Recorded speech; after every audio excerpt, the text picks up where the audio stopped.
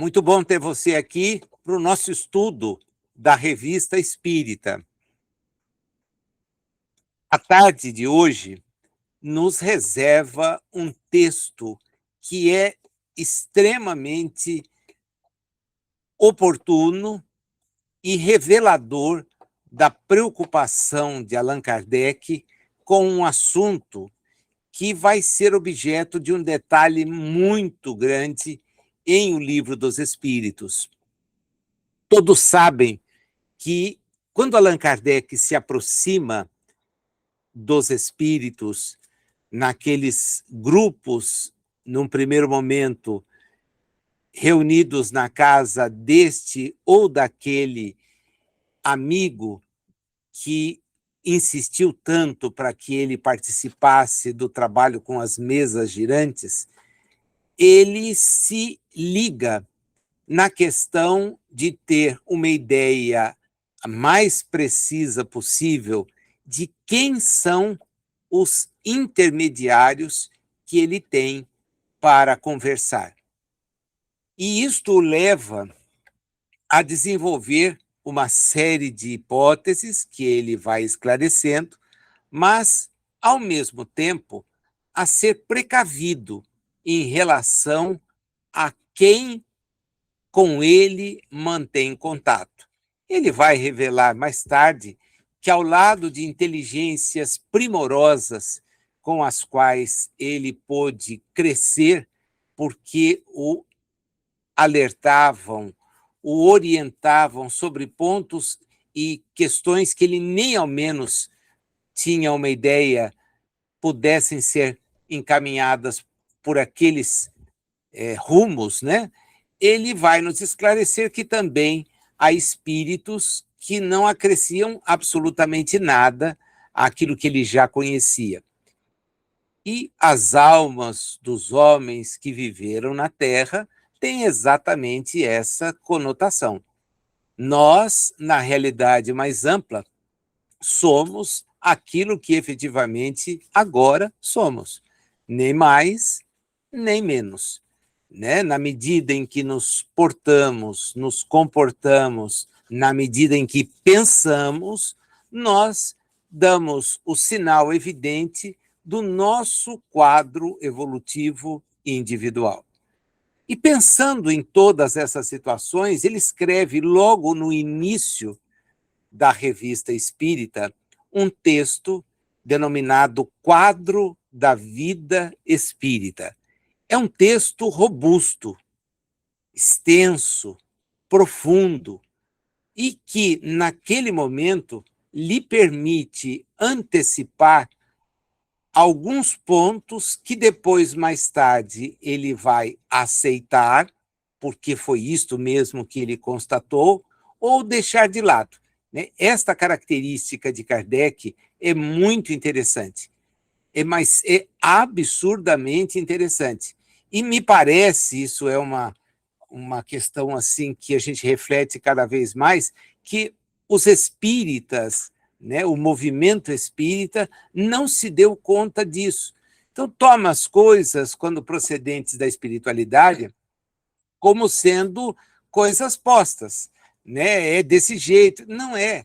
É, às vezes, a opinião de um espírito, a opinião de um grupo de espíritos, e que pode tal grupo ou tal espírito nem ter acesso a informações mais amplas.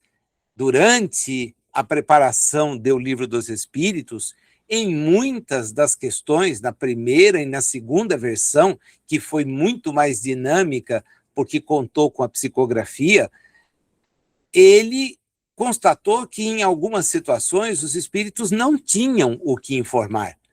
Não havia como avançar. Por quê? Seja porque ele, interlocutor, e os que o leriam não teriam condições de entender, seja porque, evidentemente, aqueles que estavam trazendo a informação não a possuíam. O espírito que é descompromissado, ele fala de tudo.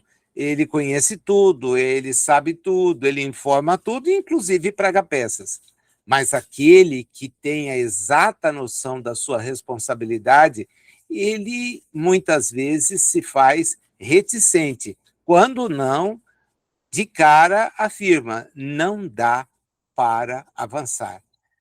Partindo da ideia defendida pelo Carlos Seti, que eu acho bastante procedente, de que Kardec começou a se aproximar dessa questão ligada aos espíritos no ano de 1854, mas para trabalhar mesmo em 1855, nesse contato mais próximo, pensando no que viria a ser aquele vínculo estabelecido, ele, na Revista Espírita, então, de 1858, vai estabelecer esse quadro, né?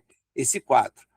E ele nos introduz ao assunto falando da mais absoluta realidade.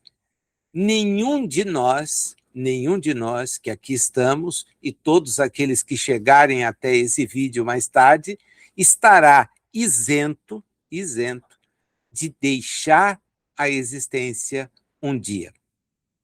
Deixar a existência um dia. Isso é algo que não há como fugir, é inexorável. Nós voltaremos para a realidade espiritual. Desejamos que seja num momento, desejamos que seja no outro, mas isso não está em nossa disponibilidade. Tudo o que pudermos fazer para preservar a existência é, sim, uma forma de agradecer pela oportunidade de tê-la tido mais uma vez. Não é a nossa primeira reencarnação, no meu caso específico, certamente não é a última, né? De forma que, tendo as informações que já temos, nós precisamos parar para pensar a respeito disso. E ele, então, chama a nossa atenção logo nas primeiras linhas do primeiro parágrafo. Muitas vezes, as preocupações do mundo nos desviam o pensamento daquilo que se passa além túmulo. Mas quando chega o momento supremo, são poucos os que não se perguntam em que se vão transformar. Porque a ideia de deixar a existência sem uma possibilidade de retorno tem algo de pungente, de doloroso.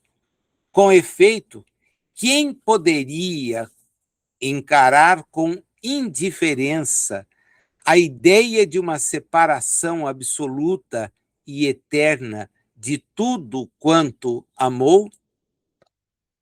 Quem poderia? Quem poderia ver sem assombro abrir-se à sua frente o imenso abismo do nada, em que iriam desaparecer para sempre todas as nossas faculdades e todas as nossas esperanças? O quê? Depois de mim, o nada? Nada mais que o vazio, tudo acabado irremediavelmente? Mais alguns dias e a minha lembrança se apagará da memória dos que sobreviverem a mim. Em breve, não restará nenhum traço de minha passagem pela terra. O próprio bem que eu tiver feito será esquecido pelos ingratos, a quem tiver beneficiado, e nada para compensar tudo isso, nenhuma outra perspectiva, além de meu corpo a ser roído pelos vermes? Este quadro do fim de um materialista, traçado por um espírito que tinha vivido esses pensamentos, não tem algo de horrível e de glacial?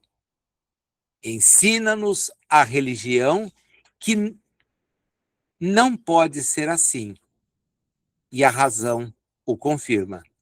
Mas essa existência futura, vaga e indefinida, nada tem que satisfaça ao nosso amor ao que é positivo. É isto que gera a dúvida em muitos. Vá lá que tenhamos uma alma.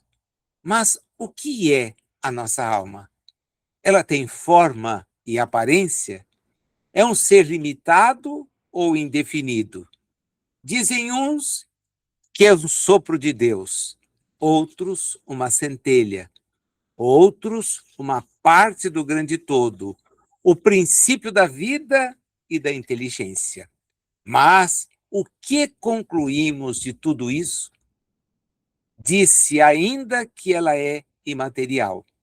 Mas uma coisa imaterial não poderia ter proporções definidas. Para nós, isso não é nada.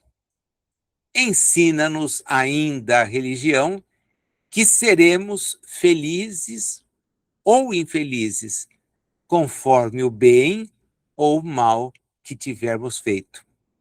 Mas qual é a felicidade que nos espera no seio de Deus? Vocês sabem, porque estão acostumados, e a minha pausa aqui é proposital, que Allan Kardec, quando inicia um texto crivado de perguntas, ele nos mostra a necessidade de respondê-las. E ele o faz preocupado exatamente em esclarecer aqueles pontos que, longe de serem apenas pontos vazios, né, de mera retórica, são pontos que o ocupam e preocupam. Essa sua técnica redacional é absurdamente lógica, absurdamente lógica. Veja, ele parte de uma constatação óbvia. Todos nós, enquanto ocupando corpos, temos a existência condicionada a eles. O materialista entende que é apenas o corpo. E se assim o entende, é evidente que para ele tudo está resolvido. Após a morte, não há nada a se esperar. Entretanto, aqueles que não admitem que somos apenas o corpo, temos uma preocupação. O que nos sucederá? Ele diz: a religião acerta quando diz que há em nós algo além da matéria. Porém, esse acerto conduz a conclusões que nem sempre se mostram acertadas. Exatamente porque as teorias que falam sobre a vida espiritual são teorias implementadas por aqueles que estão reencarnados. E eles então começam a conceber as coisas como acham que deveriam ser, como gostariam que fossem. Qual o diferencial em relação a essas informações daquelas apresentadas pela doutrina espírita? Elas são fruto do ensino ofertado justamente por aqueles que já mudaram de lado inúmeras vezes e que acorrem a um projeto que é um projeto não estabelecido por Hippolyte Lyon Denisard Rivaio, mas é um projeto que tem a característica de cumprir a vontade de Deus, de dar acesso a informações que todos nós podemos, em conhecendo, bem aproveitar para o nosso próprio avançar, para a nossa própria melhoria do ponto de vista evolutivo. O quadro ou os quadros que nos são apresentados da vida espírita retratam exatamente isso. Como ele disse que a religião estava certa, ele começa a se perguntar sobre aquilo que a religião afirma. E a gente, quando lê o texto, encontra exatamente a similitude do que é divulgado, particularmente em termos de Ocidente, a partir da ideia de uma determinada visão religiosa e seus desdobramentos. Será a beatitude uma contemplação eterna, sem outro objetivo, além de cantar os louvores ao Criador? As chamas do inferno são uma realidade ou uma ficção? A própria Igreja o entende nesta última acepção, mas quais são os sofrimentos? Onde o lugar do suplício? Numa palavra, o que é que se faz ou se vê nesse mundo que nos espera a todos? Veja a técnica que ele depois vai desdobrar no texto do livro O Céu e o Inferno, ou A Justiça Divina segundo o Espiritismo, é justamente pegar o que se propõe e confrontar.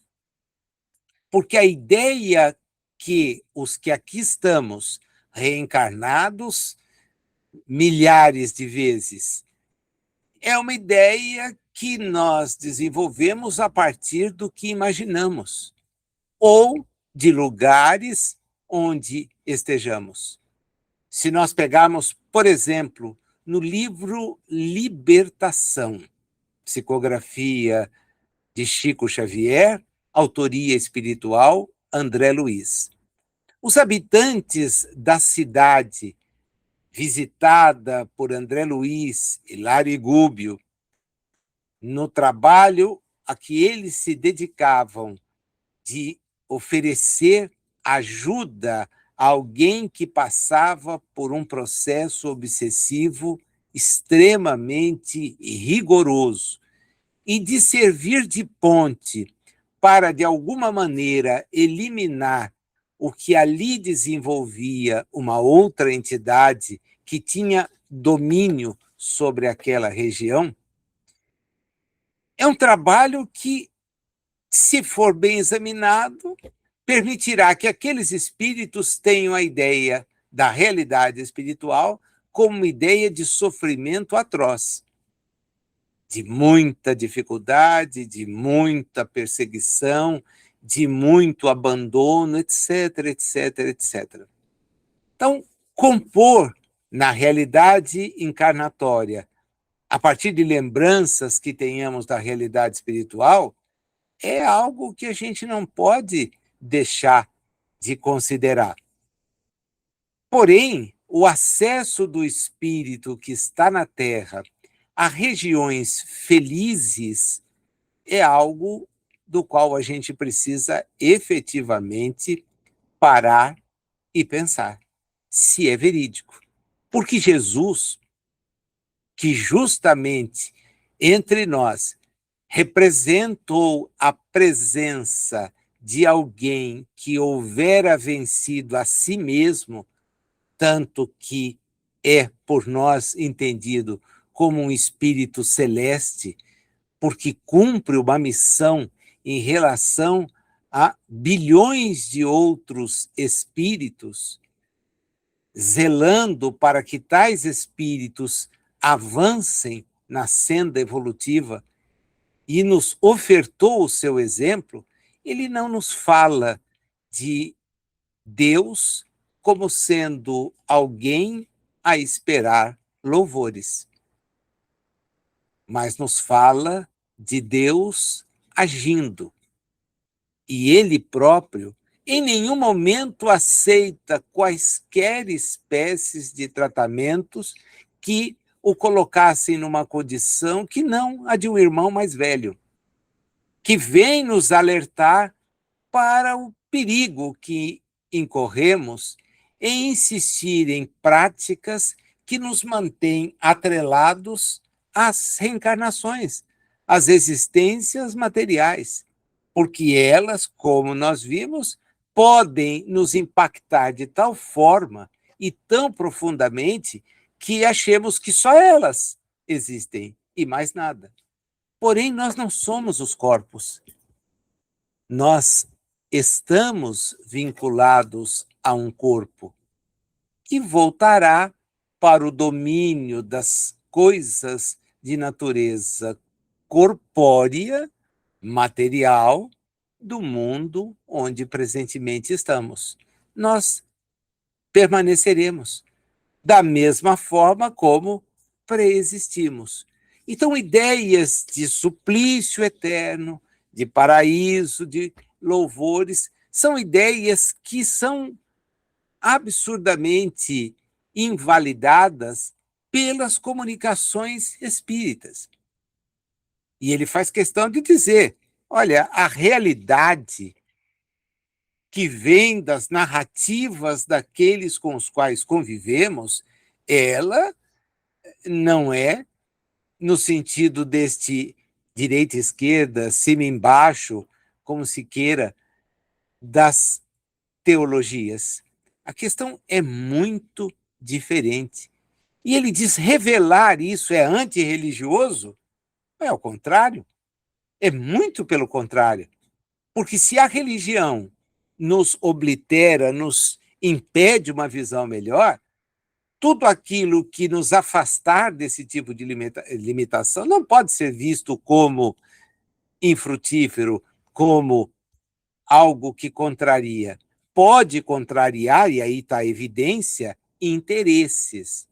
Mas tais interesses são da melhoria do espírito ou são de manutenção do status quo na Terra? Porque se é de manutenção da vida na Terra, do jeito como é, isso não vai nos conduzir a nada. Jesus esteve conosco justamente para dar esse alerta. O reino não é daqui, a existência é apenas e tão somente transitória, a vida é imperecível, e ao lado do ensino veio a demonstração. Após a morte do corpo físico, dentro de um período muito curto, ele esteve de volta, conversando com aqueles que lhe eram próximos. E esteve ao lado de outros tantos que poderiam ser úteis na comprovação do que ele queria deixar evidenciado, qual seja a sobrevivência ao corpo de um espírito, que ele próprio o é. Ao voltar, ao demonstrar isto, é evidente que o conhecimento da época talhou isso de uma maneira que acabou por levar ao afastamento de quem se aproximou desse tipo de informação, porque ela foi dada no sentido de que havia uma ressurreição de um corpo morto. E nós sabemos, cientificamente, às claras, que o corpo morto não volta à vida. E o detalhe, está morto do ponto de vista do seu vínculo com o espírito, porque do ponto de vista da vida que ali está, ela é plena e vai levar, num período talvez um pouco maior, a manifestação de outras formas que ali estavam.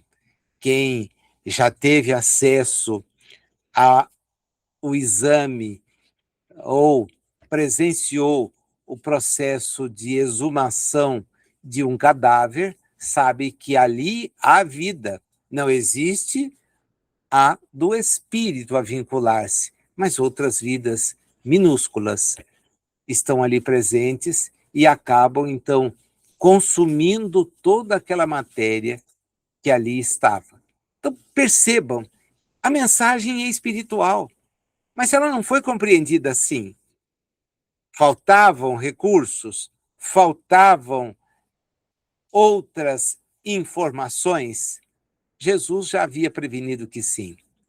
Tanto que, ao dizer que aquelas outras informações demandariam um tempo para ser dominadas. E esse tempo não era o tempo da sua volta à realidade espiritual, nem de 20 dias, nem de 30, 40, seja lá aquele que se queira estabelecer. Era algo muito mais sério. Demandava um longo percurso, um percurso a ser trilhado sem que se pudesse obstar o conhecimento. Aliás, Jesus é evidentemente claro nesse respeito. Conhecereis, e por isso vos libertareis. Conhecer, conhecer. Era preciso que o conhecimento avançasse. Ao nível que temos hoje, puxa, tomara fosse. Mas, por uma programação, essa vinda da informação espírita precede aos nossos dias e acompanha os nossos dias com a mesma seriedade, com o mesmo interesse demonstrado no percurso de toda essa jornada. O Espiritismo, diz ele, é um grande auxiliar da religião, né? Se assim é porque Deus o permite. E o permite para quê? Para evitar que o homem perca as esperanças, que ele se reconduza a um caminho que não pode ser deixado,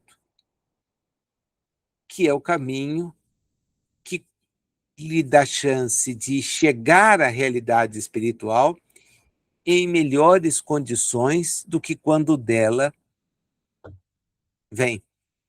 Ele chama a atenção que na revista há uma seção e que vocês facilmente identificam, porque ela sempre tem um destaque, denominada Conversas Familiares de Além-Túmulo.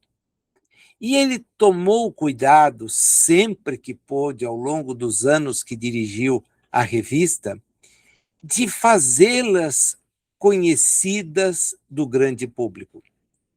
Na medida em que aqueles que ali compareciam, conversando com seus entes queridos, eventualmente trazendo uma notícia sobre pessoas com as quais se atritaram, as quais perseguiram, eles demonstram que a vida espírita longe está de ser essa imagem concebida pela teologia, de espíritos sem ter o que fazer, ora louvando, ora ardendo em chamas imaginárias. Isso não significa que não hajam regiões de sofrimento, bem como que não as haja de beatitude, de felicidade. Mas nós estamos falando agora de espíritos recém-saídos de um mundo de expiações e provas. Espíritos recém-saídos de mundos assim estão mais apropriados a passar por períodos de muita reflexão, de muito reencontrar-se, do que apresentar-se como voluntários e desenvolver tarefas em benefício coletivo. Para isto, é preciso mudar a nossa concepção e a nossa maneira de ser. Né? A vida espírita é um quadro animado, para lá de animado. E a gente vai encontrando nos relatos que nos chegam as notícias claras de que tudo prossegue. Ele faz, então, uma síntese que eu gostaria de destacar com vocês, porque ela me parece assim muito, muito, muito lúcida.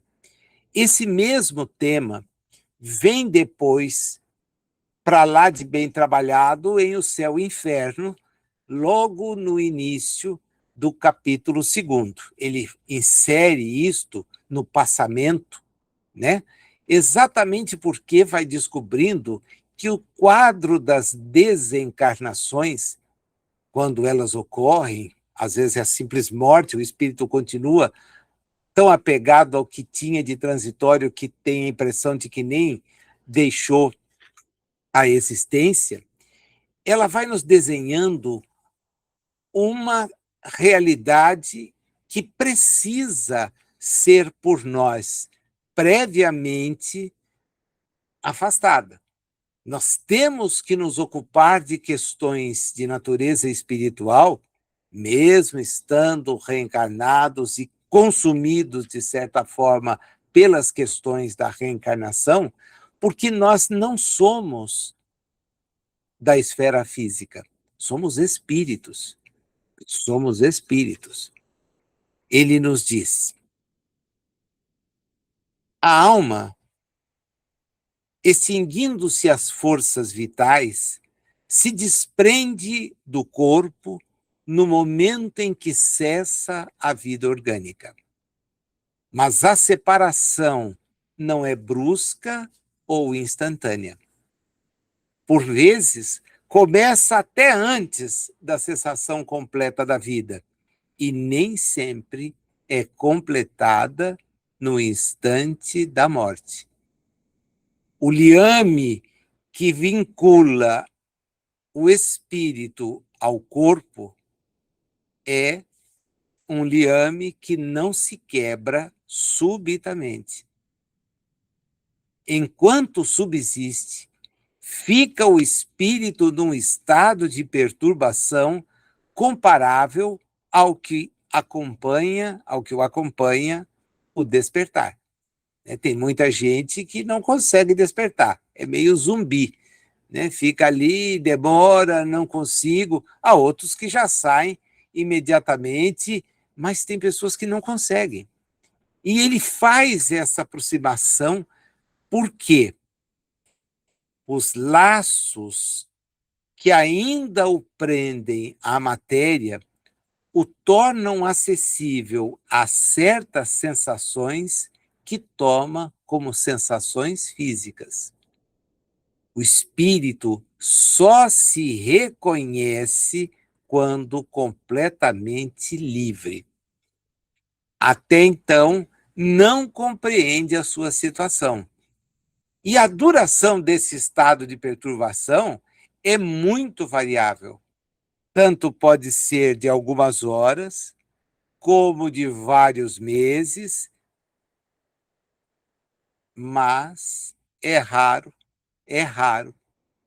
que ao cabo de alguns dias o espírito não se reconheça mais ou menos. Agora, ele tem uma sensação de desconhecido, e esta sensação vai demandar um esforço para que ele se liberte. Vou voltar a André Luiz, desta feita ao livro Os Mensageiros, onde a visita àquele grupo avançado, dirigido pelo Ricardo, marido da Ismália, faz com que ele constate que milhares de espíritos acolhidos naquele posto, mesmo quando recebendo o influxo de um passe, a partir de toda uma movimentação espiritual de acolhimento, não conseguem sair do torpor em que se encontram. Porque aí é Jesus. Onde está o nosso tesouro, aí fica o nosso espírito. Aí fica o nosso vínculo, né? Evidentemente que o desprendimento, o desapego das coisas transitórias ajuda muito nesse processo de desvincular-se da última reencarnação. Porém, não é fácil. Na exata medida em que nós vamos pelo costume, pelo interesse, nós vamos nos habituando a rotular as coisas que temos à nossa disposição como a nós pertencentes. Então, minha casa, meu carro, minha cadeira, meu telefone, meu. Não significa que não tenham sido por nós adquiridos. mas estão à nossa disposição para uso, não para retenção. Eu momentaneamente os tenho, mas poderei deixar de tê-los. E é importante que eu me prepare para esta separação, de tal forma que entender a realidade para onde estou voltando e da qual viemos, me faça experimentar a tranquilidade de um viajante que vai saber notícias daqueles que ali permaneceram, porque dali esteve distante. Pertence a esse mundo que é perene, não ao mundo transitório que a viagem reencarnatória o conduziu. Ele faz uma análise a respeito do perispírito, né? E eu vou pedir licença para suplantar esses parágrafos em que isto está descrito. É uma maneira, nós estamos em 1858, ele vai introduzindo na revista informações que mais tarde ele trabalhará de uma maneira assim mais aprofundada, mais elaborada, porém ele já tem claro que o perispírito exerce esse papel de vincular o espírito aos corpos das jornadas de natureza material, vou chamar assim, embora a matéria seja energia, de acordo com os mais avançados conhecimentos que temos do ponto de vista científico, disponíveis hoje, esse vínculo mantém o espírito estabilizado para um período, que pode ser um período de muitos ou de poucos anos, mas é sempre um período provisório. Esse elemento intermediário, que denominamos perispírito, ajuda a esse processo e é peculiar a cada mundo, de tal sorte que no mundo feliz será muito mais sutil do que é num mundo como o nosso, de expiações e provas. E, por sua vez, o do nosso mundo será mais sutil quando comparado ao de um mundo primitivo, onde a rudeza, a dificuldade serão a pedra de toque para o despertar do espírito. Eu vou pular isso porque isso dá um seminário, se a gente for avançar. Eu quero voltar àquilo que ele está falando, né? A separação. Mas e daí? Você recobra? Insiste ele. A princípio, o espírito não compreende essa nova maneira de sentir, da qual, aos poucos, só aos poucos, se dá conta. Aqueles cuja inteligência é ainda muito atrasada não a compreendem absolutamente e sentiriam muita dificuldade em exprimi-la, exatamente como entre nós, os ignorantes veem e se movem sem saber como nem porquê. Essa impossibilidade de compreender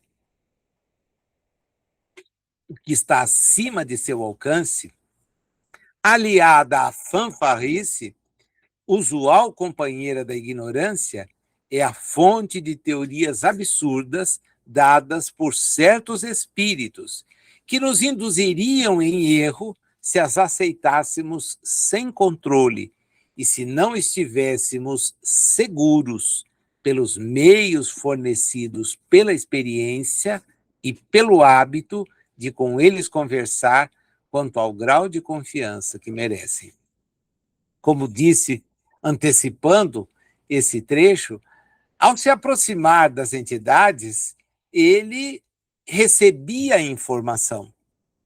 Porém, receber a informação não significa saber quem a está passando, qual a credibilidade que tem. A informação precisa ser examinada por ela mesma, razão pela qual, toda vez que ele se deparava com nomes de espíritos que na Terra haviam sido muito respeitados e tinham posturas respeitáveis, ele se chocava. Como é que alguém dá uma informação assim, voltou, retrocedeu, deixou de ter aquela qualidade de raciocínio que tinha? Nós percebemos nitidamente o seu preparo e a sua prevenção, porque ao divulgar algo que representa mesmo um absurdo, pelo divulgar, nós vamos dando a algo que é sério pontos de perda de credibilidade. Divulgar o ensino porque veio da realidade espiritual não tem muito sentido, sem que esse ensino se revista da seriedade de que devem se revestir as comunicações espirituais, a depender de quem as dá. Então, eu não posso imaginar que um espírito como o de Chico Xavier, devoto à realidade espiritual, vá trazer notícias, fofocas da realidade mais ampla. Ele não se portava assim enquanto estava entre nós. Que venha nos recomendar o apego. Quem? Chico? O desapego em pessoa? Vai voltar agora dizendo que nós temos que guardar, temos que acumular? Não. Então, ainda que a entidade se revele Francisco de Paula Cândido, Francisco Cândido Xavier, e queira, com isto, nos convencer de que aquilo que ele está nos passando é correto, nós temos que simplesmente ignorar a informação vinda. E Kardec se deparava com isso o tempo todo. Mas ele vai percebendo que a ignorância em relação à realidade espiritual, ela existe. Não é porque o espírito desencarnou que ele tem à sua frente descortinada todas aquelas áreas que nós gostaríamos de conhecer. Não tem. Não tem como. Se ele não é um espírito que tem um cabedal intelectual e de experiências que lhe permitem trazer tais informações, elas não serão dadas. Não serão dadas. Não há muito que ofertar a não ser coisas que nós sabemos serem triviais. Insiste ele, essa impossibilidade de compreender o que está acima é então fruto da ignorância. Da ignorância. Há sensações que têm por fonte o próprio estado dos nossos órgãos. Ora, as necessidades inerentes ao corpo não se podem verificar desde que não exista mais corpo. Assim, pois, e começa aqui a gente ter algumas contrariedades ao que constatamos. O espírito não experimenta fadiga, nem necessidade de repouso ou de alimentação, porque não tem nenhuma perda a reparar. Agora, qual é o grau evolutivo do espírito? Porque se o grau evolutivo não lhe permitir, ele terá necessidade dessas mesmas coisas que tinha enquanto encarnado. Das primeiras páginas de Nosso Lar, André Luiz experimenta a necessidade da sede, de satisfazer a sede. Quando é acolhido, recebe lá um caldo, que é para reconfortá-lo. Tem oportunidade de atender inúmeros espíritos nas mesmas circunstâncias.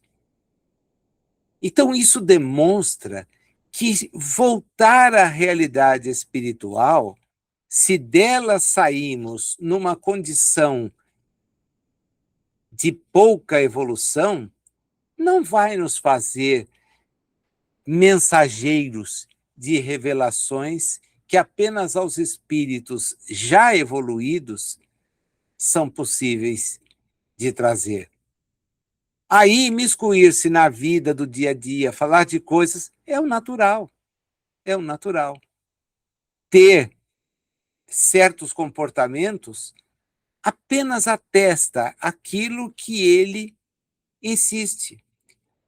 Não mais existem as preocupações de negócios, discórdias, as mil e uma tribulações, do mundo e os tormentos a que nos integramos para suprir as nossas necessidades, ou as coisas que são supérfluas, se o espírito estiver em condição evolutiva tal. Por quê? Porque o quadro é assim, muito claro. Olha a síntese que aparece nesse parágrafo.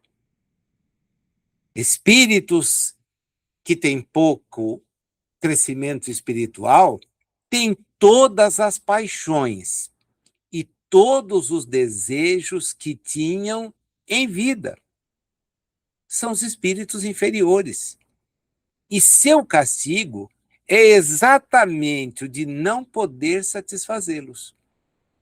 Isto é para eles uma tortura, que julgam eterna, porque a sua inferioridade não lhes permite ver o término, o que é também para eles um castigo. Então, olha, eu estou aqui mesmo, vendo as mesmas coisas, passando por tudo, experimentando. Sim, porque você nunca se ligou em coisas além disso. Sua preocupação foi sempre essa. Foi sempre a de fazer as coisas no sentido da sobrevivência. Você nunca parou para raciocinar de maneira diferente. E eu confesso aqui, é uma crítica que eu coloco, não está no texto, não é parte da menção dele aqui agora, as religiões muito pouco contribuem para ampliar essa visão. Exatamente porque, comodamente, insistem naquele discurso destruído agora há pouco. Não, o céu é para os eleitos e você vai ser um deles. Como assim? Não, você veio, você participou, você fez isso, fez aquilo, passaporte garantido e carimbado por nós. Amigo, a alfândega é do lado de lá. Ninguém vai fazer um aporte desse sem poder estar na realidade. Não é assim que acontece conosco quando vamos visitar algum lugar? A alfândega é do lugar que a gente está.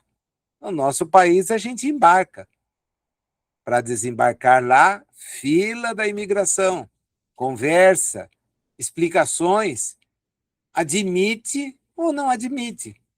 O controle é de quem está na realidade espiritual. Nós aqui estabelecemos as condições de lá, é muita pretensão. Não, vai ser assim, você vai chegar lá, vai ser bem recebido, ou então você está condenado. Você nunca veio aqui, seu destino é o pior possível. Onde o cara tira essas informações se não, que não seja da cabeça dele? É uma coisa que ele pensa e que vai reforçado pelo pensamento de outros. Pode ser que ele tenha passado lá por situações assim? Até possível. Até possível. Não acredito que isso tenha sido construído sem algumas ideias. Mas veja, é a ideia do que o sujeito passa. Não significa seja a de todos e nem que seja a realidade para a qual nós estamos sendo informados. Informados, né? Ele diz, falar é uma necessidade de quem está encarnado. Os espíritos não necessitam de vibração sonora, porque eles compreendem a transmissão do pensamento. Agora, são todos que compreendem assim? Os espíritos fazem barulho, diz ele. Sabemos que eles podem agir sobre a matéria e que essa matéria nos transmite o som. É assim que se dão a entender. Quer por meio de pancadas, olha lá os raps e as irmãs Fox, quer por meio de gritos que vibram no ar, e está lá o trabalho de Camille Flammarion sobre as casas assombradas. Mas, então, quando isso acontece, é um desejo de comunicar-se conosco, mas não para eles. E ele, então, chama a atenção de que vai falar sobre isso quando tratar dos médiuns que ouvem.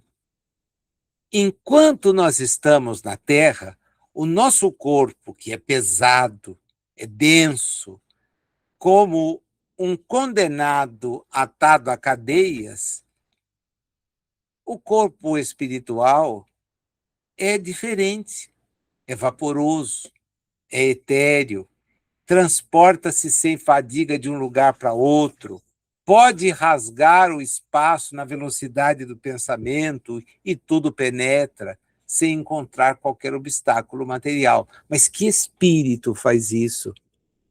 Aquele que reúne condições. Voltemos a André Luiz de novo. É legal porque a gente vai vendo as pontes. O volitar para ele foi algo que demorou para ser concretizado. Ele tinha receio, ele usava o meio de locomoção que todo mundo ali usava. Por quê? Porque a volitação pressupunha um determinado nível de conhecimento, de desprendimento, que ele ainda não tinha. E ao relatar isso, que é evidente, não é quando ele escreve a obra, tá? Isso é uma questão até bem clara. Ninguém dá saltos do ponto de vista evolutivo, mas foram impressões e situações pelas quais ele passou. E aí vai revelando. Ah, por que não revelou antes? Para e pensa, que ano traz a informação? Ele havia desencarnado poucos anos antes. Ah, mas se era para trás, porque não havia doutrina espírita. Estamos na virada do século XX. A doutrina espírita, 1858, 57, publicação do Livro dos Espíritos, o exemplar que a gente está lendo, 1858. Então, perceba como as coisas vêm devagar. Agora, o sujeito se recorda de por onde passou, aquilo que experimentou, e, evidentemente, nos traz essa notícia, para que nós entendamos que não há saltos, que é necessário que a pessoa se conscientize dessa volta e que não leve na sua consciência remorsos, vínculos. Jesus havia alertado para isso. Não tenha inimigos. Se reconcilia rápido, porque pode ser que quando você não tiver como caminhar, porque estará em trevas, você se arrependa de não ter ficado bem com quem precisava ter ficado. Diz ele, os espíritos não são seres vagos e indefinidos, como algumas definições abstratas de alma acabam apontando. São seres reais, determinados, circunscritos, que gozam de todas as nossas faculdades e de outras que nós não conhecemos. Agora, nesse instante, nós não nos lembramos das faculdades que tínhamos como espíritos, se é que antes da presente reencarnação tínhamos um domínio maior da situação. Né? Eu percebo essa diferença pela facilidade com que, às vezes, as pessoas entendem o ensino espírita. Ao longo desses muitos anos, e são muitos mesmo, que eu tenho a oportunidade de não somente fazer exposição, porque essa é uma atividade que eu comecei antes até de outras do ponto de vista espírita, mas participando de grupos de estudo, às vezes na própria reunião mediúnica em que participava, identificava pessoas para as quais a informação espírita era assimilada de uma maneira muito tranquila, enquanto para outras era um sofrimento danado. Olha, não consigo perceber. Será que não tem falsidade aí? Será que não tem? Nenhum de nós deve aceitar as comunicações espíritas sem o critério da racionalidade. Todos nós não estamos desobrigados de ser racionais, né? Então, se aquilo contraria a racionalidade, não perca tempo. né? Eu vou ler um livro, mas o livro traz coisas irracionais. Mas eu preciso terminar? Ah, só se for bobo. Passa o livro para frente. Ah, parece que tem umas comunicações aqui absurdas. E você está lendo? Ainda continua lendo? Né? Eu não vou falar de ninguém, mas é algo que, proveniente de determinados espíritos, eu já nem perco tempo. Ah, saiu mais um livro, ah, beleza, ótimo, toca o barco.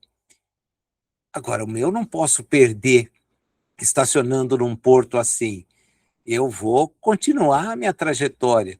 E como nós temos Kardec, e Kardec em toda a sua amplitude, na medida em que tenhamos interesse de conhecer alguma coisa, basta voltemos a ele. Esse nosso estudo da Revista Espírita é uma tentativa muito limitada, é um encontro por mês, de justamente resgatar um acervo de informações que é completamente desconhecido das pessoas, muito desconhecido. E a doutrina foi construída não pelos espíritos que a ditaram pronta. Essa ideia do Kardec secretário é uma ideia ridícula. Ela é fruto de um diálogo, de uma troca de ideias. As páginas da revista revelam isso, as correções, as mudanças, o amadurecimento de certos assuntos. No primeiro momento, ele teve informações vindas de A, B, C, mas depois vem D, E, vai até a letra Z e volta a contar o alfabeto, A', B', C'. E ele, com essas informações, vai remodelando. Acresce detalhes que, na primeira vez, não foram possíveis de serem apresentados. O próprio trabalho desenvolvido por André Luiz surge no momento em que aquelas ideias, por ele apresentadas, podiam ser encontradas disponíveis.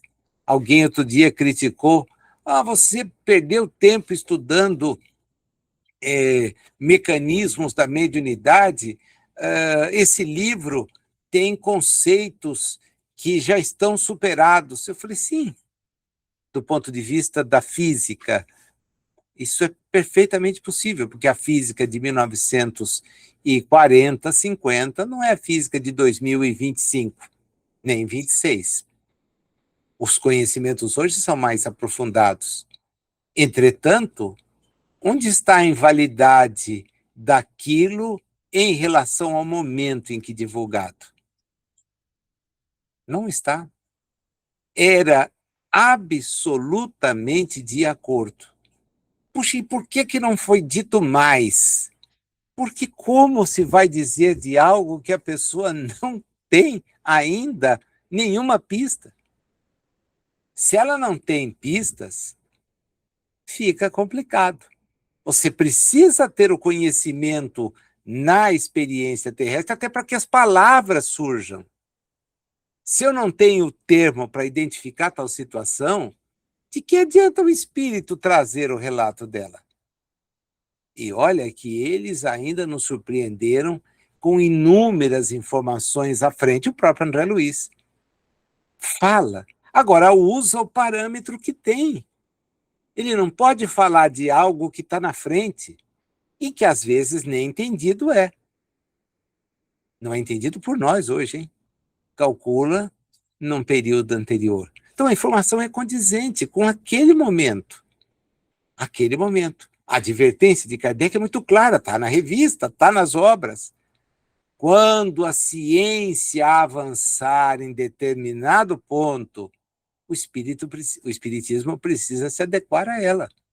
Não dá para ficar insistindo, não, isso é sagrado, isso não pode ser mexido. Não é essa a visão. Isso precisa ser modificado. Tem que ser realinhado. Ele insiste dizendo para nós que, para os espíritos, nós somos os cegos e eles são aqueles que enxergam.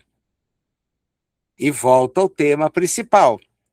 Dissemos que, ao entrar em sua nova vida, o espírito precisa de algum tempo para se reconhecer que ali tudo lhe é estranho e desconhecido. Perguntarão: como pode ser assim se ele já teve outras existências corpóreas? Essas existências foram separadas por intervalos durante os quais ele habitou o mundo dos espíritos. Então, esse mundo não lhe deve ser desconhecido, desde que não o vê pela primeira vez. Aí ele diz: muita coisa vai fazer com que essa percepção não seja de imediato, né? Vamos lá? A morte traz perturbação, que pode ser curta, mas pode não ser. Nesse estado, suas ideias são sempre vagas e confusas. A vida corpórea se confunde até certo ponto com a vida espírita, e ele ainda não pode separá-las em seu pensamento. Dissipada a primeira impressão, as ideias pouco a pouco se aclaram, e a ele volta, mas gradativamente, a lembrança do passado, pois essa memória jamais irrompe bruscamente. Só quando ele se encontra inteiramente desmaterializado, e vale a pena grifar isso, inteiramente desmaterializado, é que o passado se desdobra à sua frente, como um espectro saindo de um nevoeiro. Só então ele se recorda de tudo, depois das existências anteriores e das várias passagens que esteve lá. Compreende-se, pois, que durante um certo tempo esse mundo lhe pareça novo, até que ele tenha se reconhecido completamente, recuperado, de maneira que a lembrança vai voltando. E agora há uma outra coisa que a gente precisa prestar atenção, e essa é mais importante. O estado do espírito, como espírito, varia extraordinariamente na razão de sua elevação e de seu grau de pureza.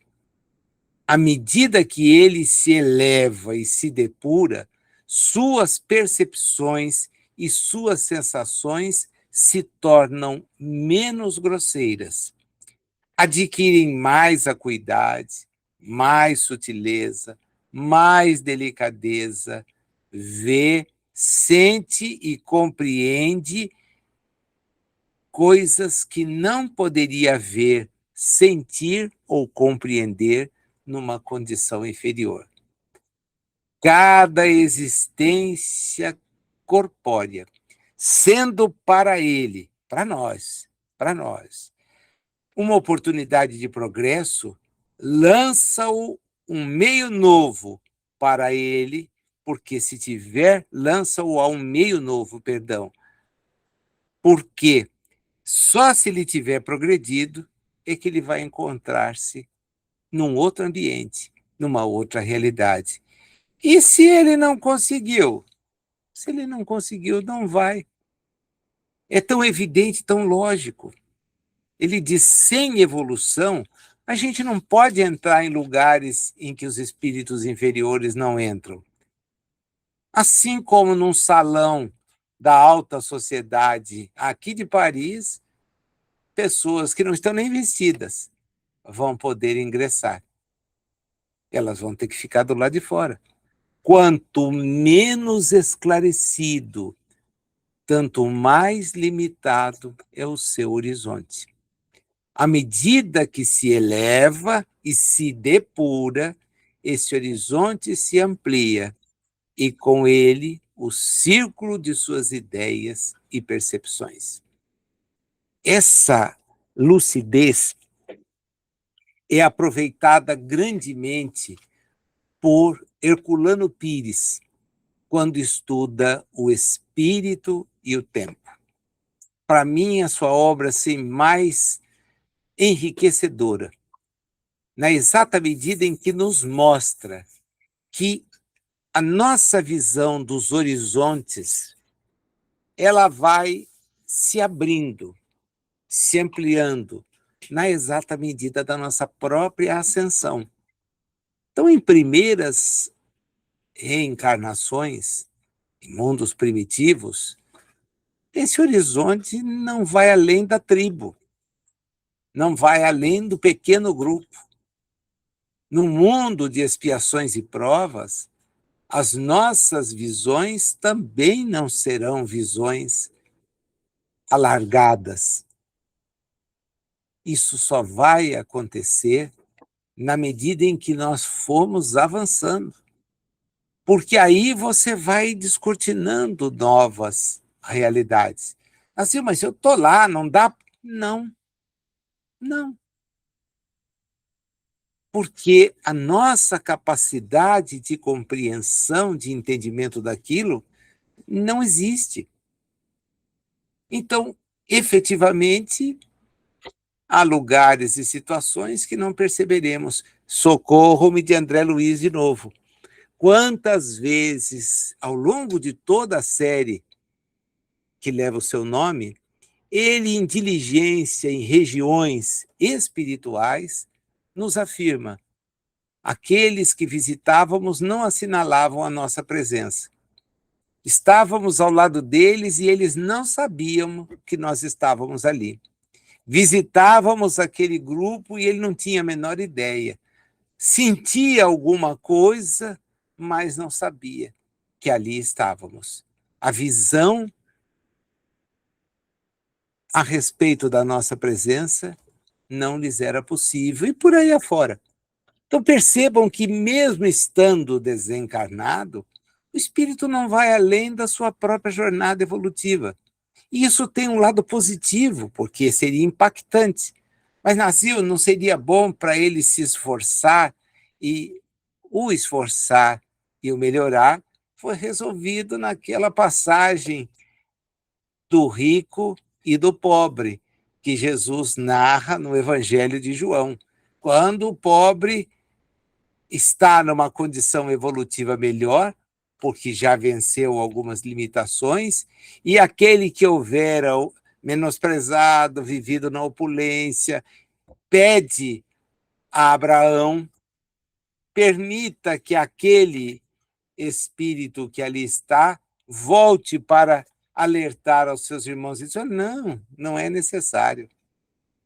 Os seus irmãos que estão na face da terra já têm informações suficientes.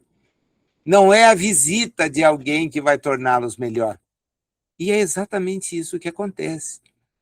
Então, irmos a lugares melhores nos é interdito, mas o que conhecemos já nos aponta a necessidade da prática do bem.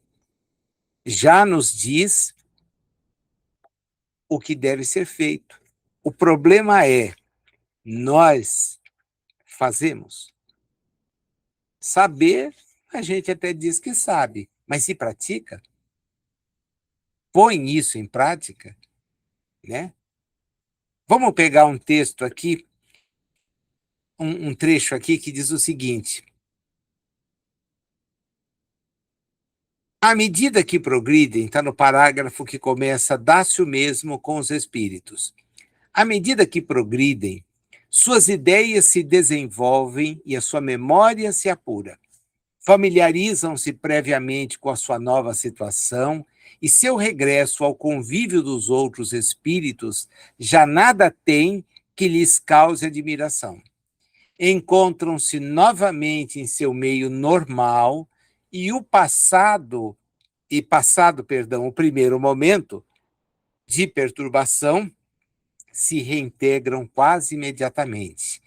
Essa é a situação geral dos espíritos no estado que chamamos de erraticidade. E aqui, essa talvez foi uma das razões pelas quais eu insisti em trazer o texto, porque a erraticidade está explicada. O que fazem nesse estado? Como passam o tempo? Isso é de um interesse capital para nós. São eles mesmos que vão responder. Como foram eles que deram as explicações que acabamos de transmitir. Eu não estou falando nada meu. Eu estou falando daquilo que os espíritos apresentaram. É o quadro da vida espírita. Não é, e esse é o ponto mais importante de todo esse nosso estudo, não é um imaginar de quem está na Terra, é um narrar de quem está na realidade espiritual.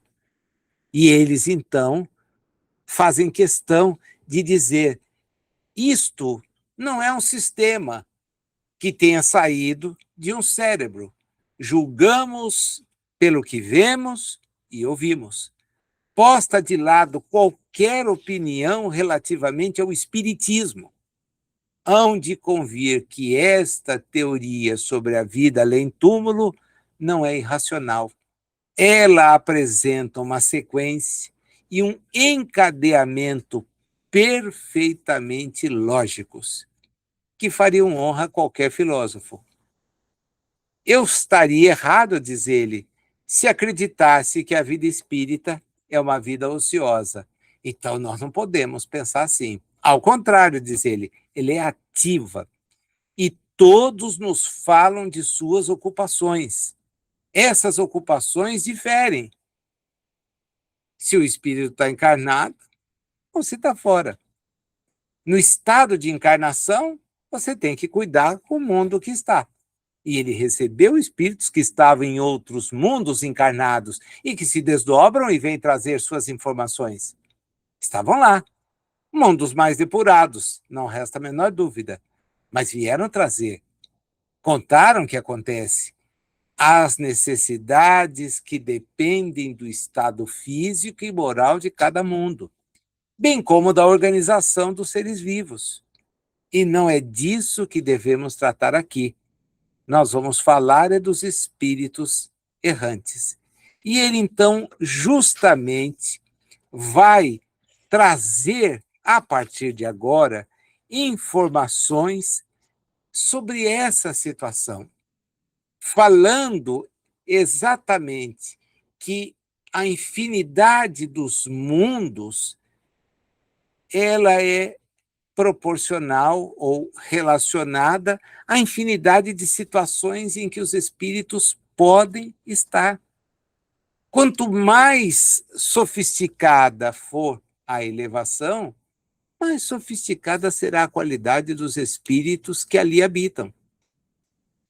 Então, a gente tem um parâmetro muito fácil de entender. Mundo elevado só pode ser frequentado por espíritos que detêm elevação.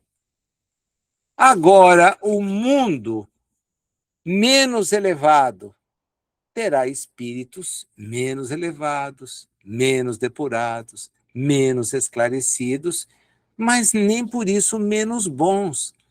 Não significa que sejam criaturas más. Ainda não conseguem praticar o bem com todas as suas ações e nem mantê-lo em todos os seus pensamentos.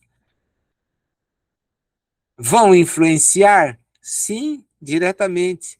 Os espíritos mais elevados influenciam coletivamente. Ele insiste no valor do senso moral, que é algo que o espírito vai adquirindo na medida em que vai descobrindo que a prática do bem é o único caminho para libertar-se das condições em que se encontra. E ele, então, faz uma narrativa mostrando justamente essa situação de informes que teve que permitem dizer sobre decisões que são tomadas em benefício daquela pessoa e do grupo em que ela está. Quais são as sensações experimentadas por um espírito que por elas passa? Como ele narra e como ele se sente acolhido ou não, e por aí afora. Até chegar, o que é absolutamente natural, né, na condição daqueles espíritos que não avançaram.